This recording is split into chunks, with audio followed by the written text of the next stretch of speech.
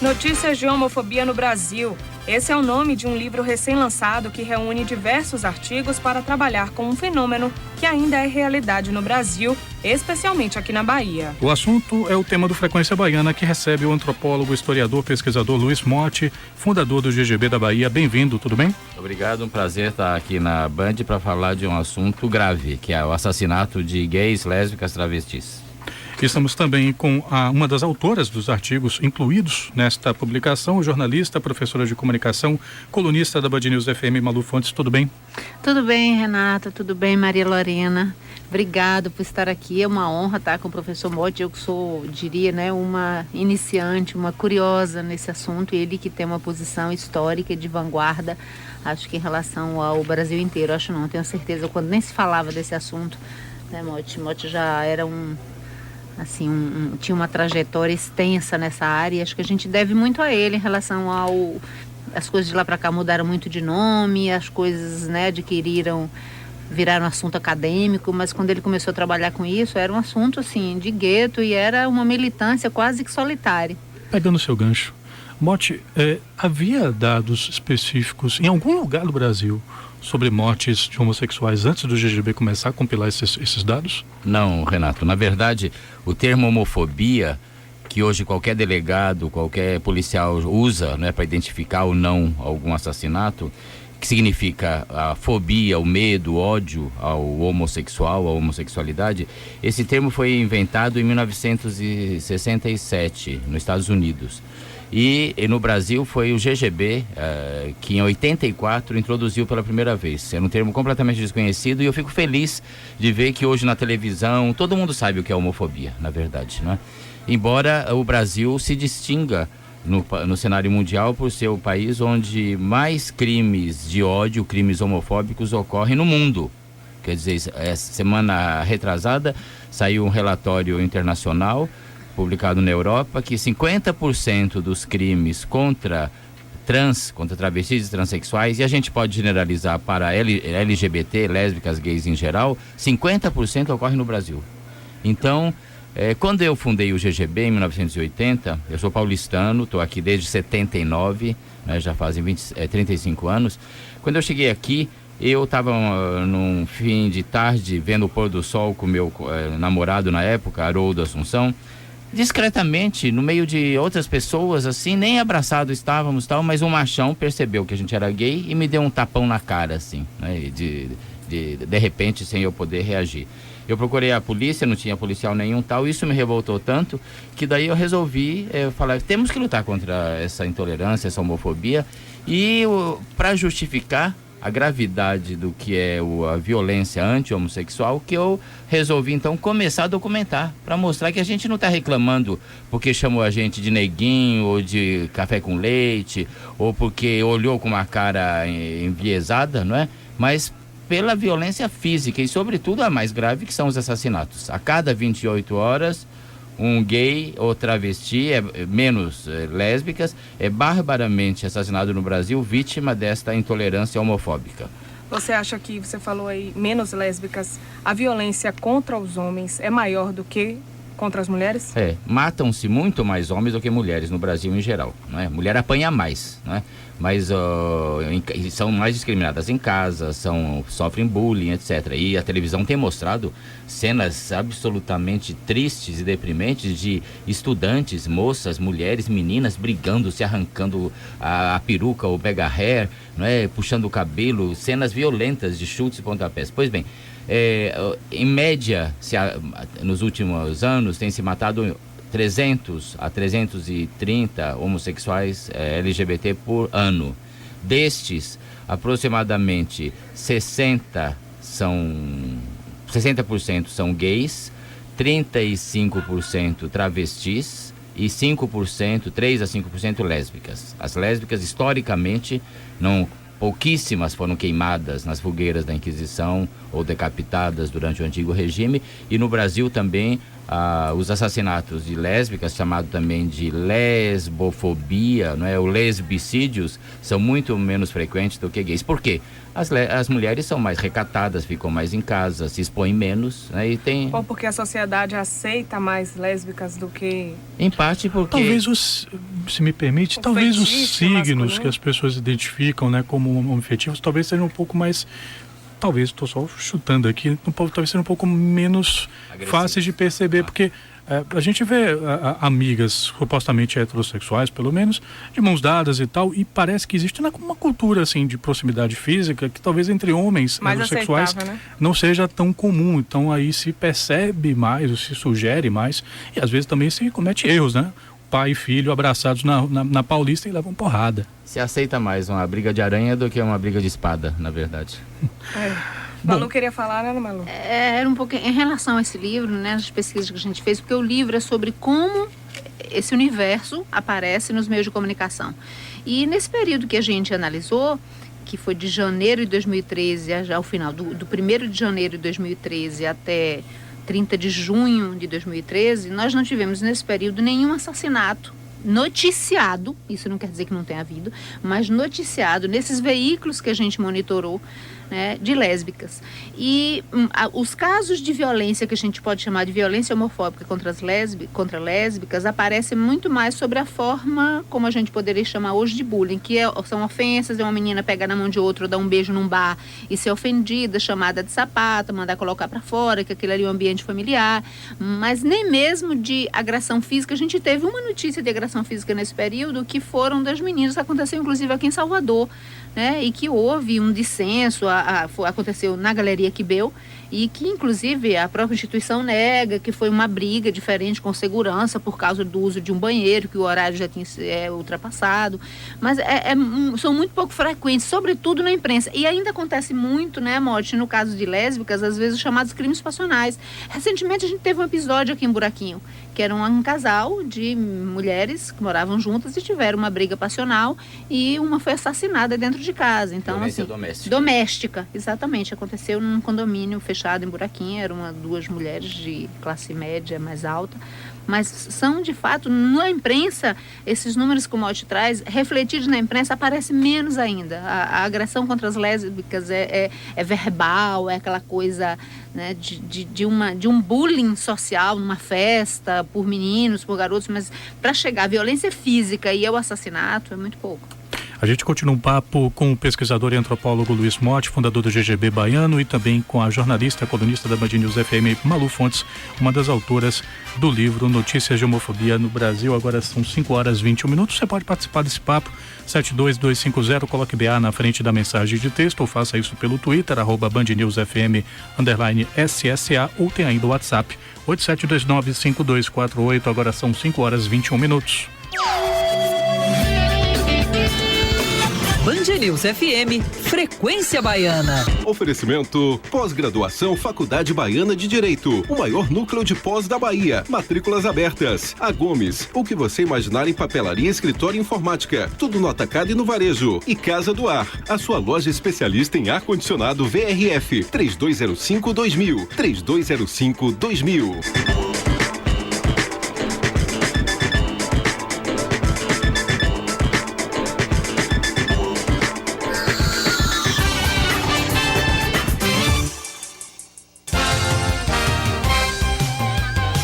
Agora 5h24, Frequência Baiana de volta, e hoje aqui a gente recebe o antropólogo, historiador e pesquisador Luiz Motti, né, o fundador do GGB da Bahia. Recebemos também uma das autoras dos artigos, a jornalista, professora de comunicação e colunista da Band News FM, Malu Fontes. A gente está falando também aqui do livro Notícias da Homofobia, que a Malu tem um artigo que fala sobre as notícias que foram veiculadas nesse período. Malu já começou a falar um pouquinho no bloco anterior, mas como é que você fez essa pesquisa, Malu? Olha, esse livro, na verdade, é o produto final de uma pesquisa financiada, encomendada, feita pela Secretaria de Direitos Humanos da Presidência da República, e a gente contratou uma empresa de monitoração de meios de comunicação, porque era impossível, na verdade, fazer o Brasil inteiro, e não fazia sentido fazer uma pesquisa dessa apenas para olhar um determinado estado brasileiro. Então, na verdade, a gente monitorou durante 6 meses 600 veículos noticiosos em jornais, revistas, portais, sites e blogs. Televisão ficou fora porque é outra história. E televisão, às vezes, pela omissão, pela simbologia, por notas cobertas, ficava mais difícil. Gravar esses produtos inteiros da televisão em vários canais era impossível, né? Então, tudo que tinha ali, o registro e formas de recuperação. E isso gerou um universo de 6.467 notícias. E a partir daí, a gente foi fazendo um levantamento de como... muitas dessas eram repetidas. A gente explica no livro, muitas eram repetidas, porque às vezes acontece uma agência de notícias, a agência Estadão, né? Ela noticia uma coisa, mas ela vende para a Tarde, ela vende para a Tribuna, ela vende para o Correio. Então, as notícias replicadas, a gente ignorou. A gente ignorou também notícias que se referiam ao lançamento de produtos culturais. Assim, há um filme que fala de homofobia, onde, né, homossexual é morto, um documentário, assim, produtos culturais, porque não são necessariamente notícias, mas eventos de casos reais e não repetíveis, né, de casos onde acontecesse violência física ou morte em função, né, da vida sexual das pessoas em relação à homossexualidade. E no final das contas, no meu capítulo, cabia a mim fazer uma espécie de enquadramento. Como é que os veículos de comunicação enquadram, tratam essas notícias? Como a homofobia ela não é tipificada, diferentemente do racismo, por exemplo, eu sempre falo, quando eu estou falando agora sobre esse livro, se alguém diz, olha para um negro, para um judeu e diz, judeu fedorento, nojento, e dá um murro e diz, eu não gosto de você por isso, óbvio que isso tem uma consequência legal, imediata, policial, né? Se as pessoas fazem isso com um homossexual, isso tende, inclusive, a não se transformar sequer numa narrativa policial jurídica, né? Há casos, inclusive, em que a gente detectou casos de atropelamento propositais. Um grupo de garotos ou de homens jovens, homens adultos, num carro bebendo de madrugada numa determinada capital brasileira, onde há evidências de que houve um atropelamento proposital. Isso acabou sendo noticiado como um crime de trânsito, de uma travesti, como crime de trânsito, né? Então, as características mais comuns. Primeiro, a voz suprema dessas matérias sempre são os delegados, que vamos convir, não são as vozes mais apropriadas para falar de um problema dessa natureza. Primeiro, porque o delegado, ele fala com uma voz da tecnicalidade da polícia. Não sabemos do que se trata, né? Vamos instaurar um inquérito, embora fale-se de homofobia, não temos nenhuma evidência de que isso pode ter acontecido, mesmo que muitas vezes na própria fala do delegado, os elementos implícitos estão todos ali. Assim, nossa, era uma travesti, era uma garota, né, uma travesti que fazia programas, ela foi contratada por um grupo de 4, 5 rapazes, houve uma discussão em torno do valor e ela foi encontrada de 4, com as mãos queimadas, de roupa íntima, numa estrada no interior do Paraná. Bom, se isso não é homofobia, né? Como é o nome disso? Pessoas que contratam uma travesti e depois não tem programa, não tem sexo, só tem surra e termina muitas vezes em assassinato com requintes bárbaros de violência, né? Pessoas que saíram de um encontro supostamente ou inicialmente amoroso, foram para a casa de um homossexual, às vezes de uma classe social um pouquinho mais, né, com poder aquisitivo melhor, onde havia uma televisão, onde havia um computador e houve sexo, houve comida, em seguida essa pessoa mata o homossexual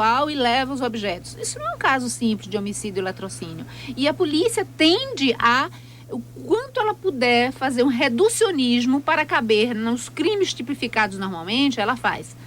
Então, tem uma série de características que a gente vê. Uma outra é a família dessas pessoas e os amigos quase nunca são ouvidos, né? Quem é ouvido assim, a pessoa é descrita pela sua condição sexual. Tipo assim, ela não é a manicure, ela não é a cabeleireira, ela não é assistente administrativo, é a transexual, a travesti, o garoto de programa homossexual. Então, é um reducionismo em vários sentidos. É uma espécie de morte dupla quando se chega nos jornais. A morte é aquela que aconteceu, uma espécie de morte social, e que pela forma como o enquadramento da notícia é dado, fica quase que dado de bandeja para o leitor uma espécie de culpabilização da vítima. Pela forma como os textos são colocados, é quase que o leitor é levado, é induzido a se perguntar como, mas conheceu uma pessoa na rua, levou para casa, e muitas vezes o que a gente vê no dia a dia, até pelo que a gente estava falando aqui antes em termos dos preconceitos, sobretudo em relação aos homens, os homossexuais, eles são socialmente empurrados para os guetos, né? Porque muitas vezes as famílias não aceitam, são rapazes novos, são rapazes que não têm poder aquisitivo para ir para um motel, ou os dois não têm condição de pagar um lugar físico para ter um encontro amoroso. Então, muitas vezes essas pessoas são empurradas para guetos e lugares que já são caracterizados pela violência em si. Eu queria recomendar, sempre que falo desse assunto, me vem à memória um filme muito bom sobre esse assunto, que chama-se Um Lugar para Beijar. É um documentário de Neide Duarte, ela é repórter da Rede Globo, e que fala disso, né?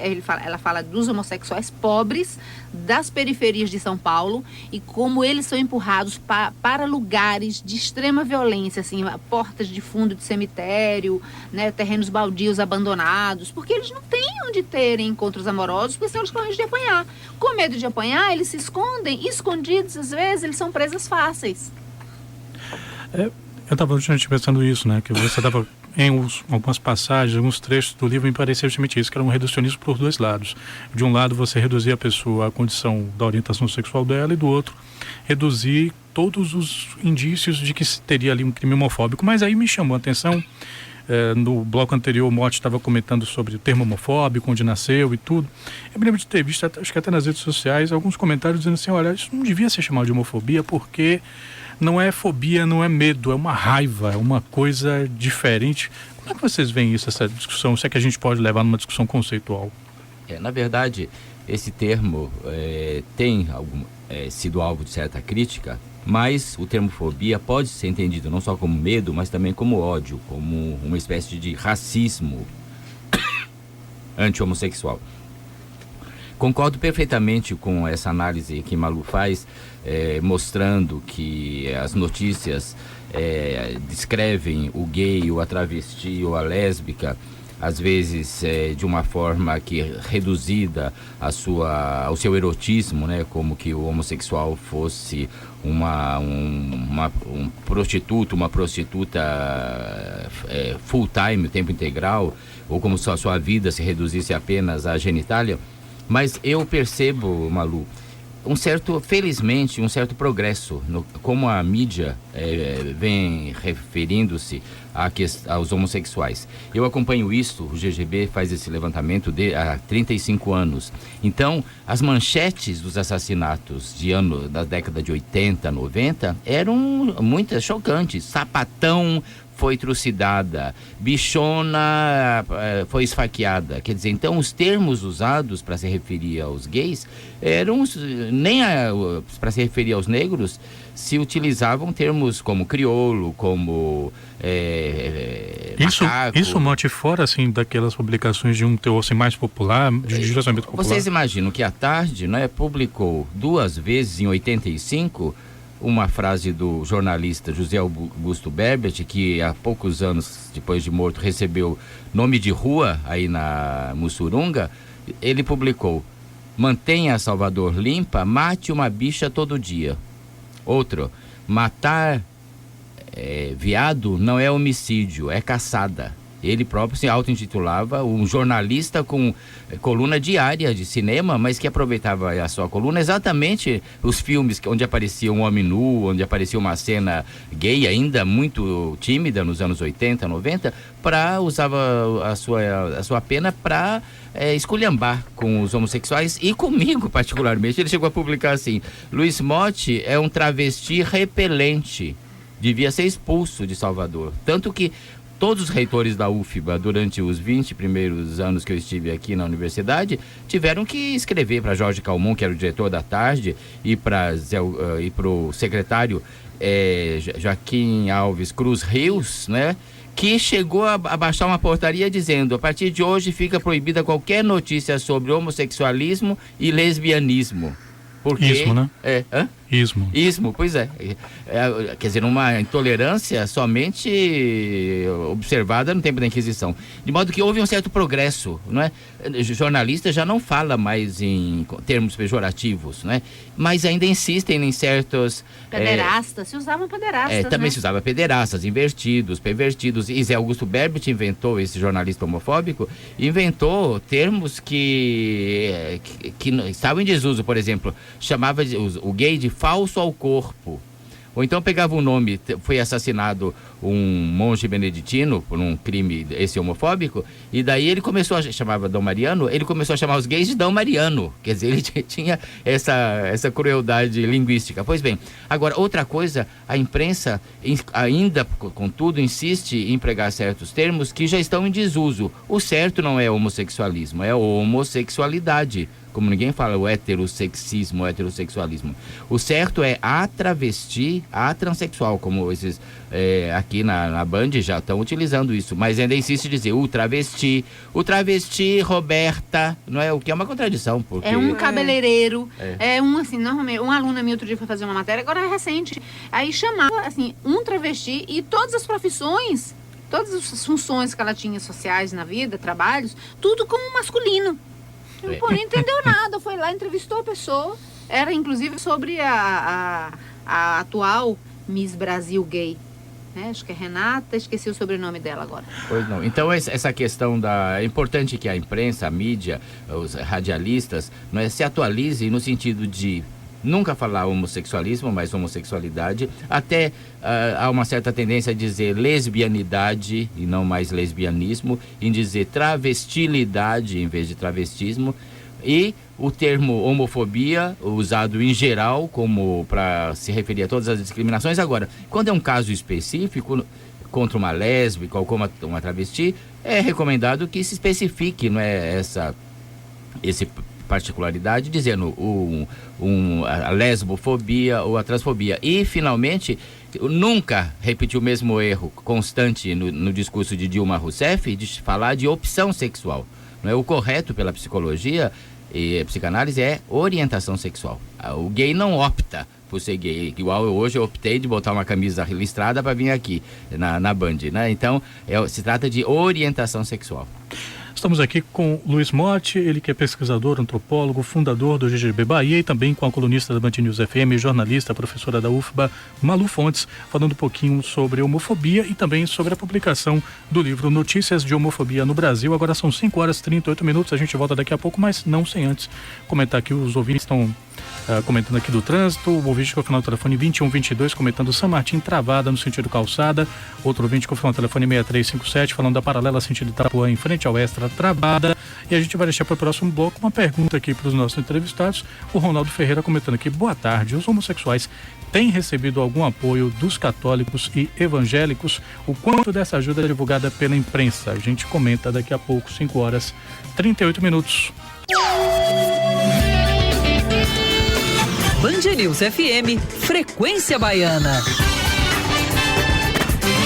5h45. A gente continua a falar. Hoje o assunto é homofobia e também o lançamento do livro Notícias de Homofobia no Brasil. No bloco anterior, Ronaldo Ferreira estava comentando aqui, perguntando: os homossexuais têm recebido algum apoio dos católicos e evangélicos? O quanto dessa ajuda é divulgada pela imprensa? Avaliação dos nossos entrevistados. Estamos aqui com o Luiz Motti, fundador do GGB, ele que é historiador, pesquisador, antropólogo. Estamos também com a jornalista Malu Fontes, ela que é professora da UFBA, também colunista aqui da Band News FM. Eu falo como um ex-frade dominicano. Eu fui seminarista durante 7 anos da minha vida. Eu era religioso da Ordem de São Domingos. E, na verdade, essa sempre foi uma preocupação minha de aproximar a religião católica e o cristianismo e as demais religiões de uma posição de respeito, de tolerância, se não de aceitação plena, quando menos de tolerância em relação aos homossexuais. Eu cheguei a ter diálogos interessantes nessa história desses últimos 3 décadas aqui na Bahia, de ter recebido uma cartinha do cardeal Brandão Vilela, que era muito simpático à nossa causa, não é? Mas infelizmente a homofobia religiosa continua forte, não é? Em todas as religiões, um pouco menos no candomblé, que embora tenha no seu panteão das suas divindades alguns deuses, alguns santos que são ou hermafroditas sociais, ou seja, metade do ano homem, metade mulher. Alguns mitos falam de relações sexuais mesmo, homoeróticas, de alguns orixás, como Oxóssi e o das folhas, agora me esqueço o nome. Pois bem, apesar do candomblé ser mais tolerante, ter essa mitologia, não vejo nenhum pai de santo ou mãe de santo famoso e que todo mundo sabe que pratica debaixo do pano a homossexualidade, defender a causa. Então esse é um apelo que eu faço. Candomblecistas, vocês que se distinguem por essa maior liberdade de corpo, de dança, de sensualidade, assumam a nossa causa. Não tenham medo de dizer que é legal ser homossexual, que os orixás não condenam, etc. Agora, a Inquisição, a Igreja Católica, foi terrível, não é? Porém, nos últimos anos, sobretudo o protestantismo e o fundamentalismo evangélico, as igrejas pentecostais, Universal, Assembleia de Deus, etc., que se destacam, não é, pela essa intolerância. O pastor Feliciano foi apenas um de uma série de outros, né, como Malafaia, como o próprio Garotinho e o Magno Malta, que são extremamente homofóbicos e, pior, ocupam posições políticas que obstaculizam, não é, as liberdades, a igualdade de respeito aos gays e lésbicas. O que nós queremos não são privilégios, nós queremos direitos iguais, nem menos nem mais. De modo que o Papa Francisco deu um exemplo de boa vontade, dizendo: quem somos nós para julgar os homossexuais? Mas nesse concílio que teve recentemente no Vaticano, não falou mais nada a respeito do assunto, sendo que havia prometido que finalmente iria aceitar ou ter uma palavra de maior acolhimento para o casamento gay, para a adoção de homossexuais. Agora, toda essa intolerância anti-homossexual com base religiosa se baseia no preconceito, porque não consta a proibição, a condenação da homossexualidade nem nos 10 mandamentos, não está escrito lá, é proibido ser homossexual, e Jesus Cristo, pelo contrário, deu um exemplo de grande tolerância. Ele tinha um discípulo amado, que era o João Evangelista, e Jesus não assimilava o tipo do machão troglodita, não é? Pelo contrário, ele era sensível às mulheres, sensível aos lírios do campo, às aves do céu e às crianças. Ele deixai vir as minhas criancinhas, de modo que evangélico, cristão, homofóbico está contra o ensinamento da Bíblia e do Cristo. O tempo já está estourando, mas eu não podia deixar de perguntar. Vou fazer aqui, o Mariane vai me matar por causa disso, nosso operador de áudio, mas eu queria perguntar aqui para Malu. Malu, você percebe uma onda conservadora e mais raivosa como um possível reflexo dos avanços que acontecem no país e de uma tolerância um pouco mais disseminada, talvez? Sim, acho que quanto mais, né, os direitos avançam, as conquistas, e isso encoraja as pessoas, os homossexuais, a não se calarem, a não se esconderem, a viverem suas vidas publicamente, a terem demonstrações afetivas. Isso, por outro lado, ou seja, até mesmo em relação a países. Outro dia eu estava lendo num caderno desses internacionais que quanto mais assim, as entidades, né, de defesa dos direitos humanos internacionais protegem mais homossexuais, isso tem levado a uma onda de radicalização, ao contrário, por parte dos países mais atrasados. Então, países islâmicos, países, né, de extrema pobreza, africanas, começam a matar, a perseguir muito mais hoje, com medo de que essas liberdades cheguem lá e vão, de qualquer maneira, né, mover essas placas tectônicas do conservadorismo que eles têm. Então, e isso houve também uma forma de que as pessoas que se mantinham caladas ou que não tinham canais, né, de reverberar suas posições conservadoras, hoje têm, né, as redes sociais. Então, um dos maiores lugares hoje de manifestação de preconceito contra os homossexuais, e é como se ali não houvesse lei, como se não houvesse impedimento, como se não houvesse pudor, são as redes sociais. As pessoas são capazes de dizer as coisas mais absurdas do mundo, coisas medievais, coisas da Inquisição, em redes sociais, e como não tem lei que, de certa maneira, classifique isso como um crime, criminalize, porque com racismo ninguém faz isso. Porque com racismo, automaticamente, a coisa é enquadrada. Mas em relação à homossexualidade, no máximo, né, essas pessoas ficam constrangidas, recebem cartas, alguém pede para o Ministério Público tirar.